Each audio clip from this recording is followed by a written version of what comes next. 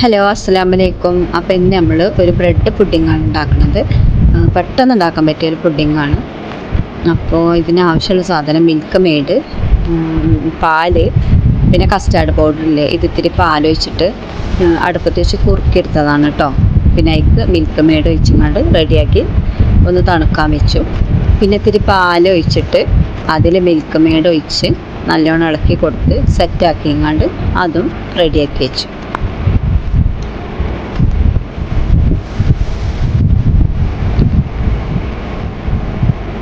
ഇനിയിപ്പോൾ ബ്രെഡിൻ്റെ അരിക് കട്ട് ചെയ്യുക, 4 അരികും കട്ട് ചെയ്തിട്ട് എടുക്കുക.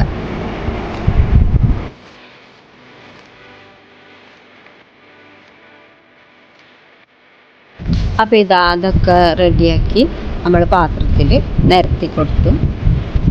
അതിങ്ങനെ പുഡിങ് ഏത് പാത്രത്തിലാണ് നമ്മൾ ഉണ്ടാക്കുന്നത് ആ പാത്രത്തിൽ നമ്മൾ ഈ ബ്രെഡിൻ്റെ പീസൊക്കെ നിരത്തി കൊടുക്കുക.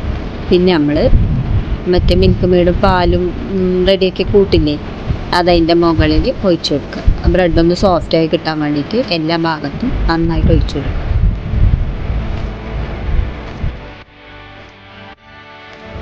അതിനുശേഷം നമ്മൾ കസ്റ്റാർഡ് റെഡിയാക്കി വെച്ചില്ലേ, ആ കസ്റ്റാർഡ് ഇതിൻ്റെ മുകളിൽ ഒഴിച്ചു കൊടുക്കുക. എല്ലാ ഭാഗത്തും റെഡിയാക്കി ഒഴിച്ചു കൊടുത്ത് അതിൻ്റെ മേലെ ഒരു ലെയറും കൂടെ ഞാൻ വെച്ച് കൊടുത്തു കേട്ടോ ബ്രെഡ്. പിന്നെ ആ മിൽക്ക് മെയ്ഡും പാലും റെഡിയാക്കി വെച്ച കൂട്ടുണ്ടല്ലോ അതതിൻ്റെ മുകളിൽ ഒഴിച്ചു കൊടുത്തു.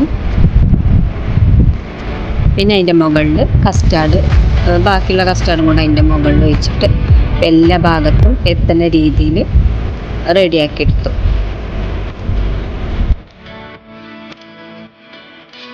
അപ്പോൾ ഇതൊക്കെ സെറ്റാക്കി റെഡിയാക്കി എടുത്തു. അതിൻ്റെ മുകളിൽ കുറച്ച് ഉണക്കമുന്തിരി, എന്നിട്ട് അണ്ടിപ്പരിപ്പ്, ഇത്തിരി ബദാമൊക്കെ ക്രഷ് ചെയ്തതും ഇത്തിരി ബൂസ്റ്റും വെതറി കൊടുത്തതാണ് കേട്ടോ. പിന്നെ അരമണിക്കൂർ ഫ്രിഡ്ജിൽ വെച്ചിട്ട് എടുത്തു. അപ്പോൾ നല്ല ടേസ്റ്റുള്ളൊരു പുഡിങ്ങാണ്, നല്ല സോഫ്റ്റ്. പിന്നെ കാരമൽ സിറപ്പ് ഒഴിച്ചു കൊടുക്കുകയാണ് ഇതിൻ്റെ മുകളിൽ. കാരമൽ സിറപ്പ് ഞാൻ മറ്റേ പഞ്ചസാര ബ്രൗൺ കളറാവുന്നത് വരെ ഉരുക്കിയിട്ട് അതിൽ വെള്ളം ഒഴിച്ച് തിളപ്പിച്ച് സിറപ്പാക്കി എടുത്തതാണ്. അപ്പോൾ അതും കൂടെ ഒഴിച്ചു കൊടുക്കും. അപ്പോൾ നല്ല ടേസ്റ്റുള്ള, വളരെ എളുപ്പത്തിൽ ഉണ്ടാക്കാൻ പറ്റിയൊരു പുഡിങ്ങാണ് കേട്ടോ.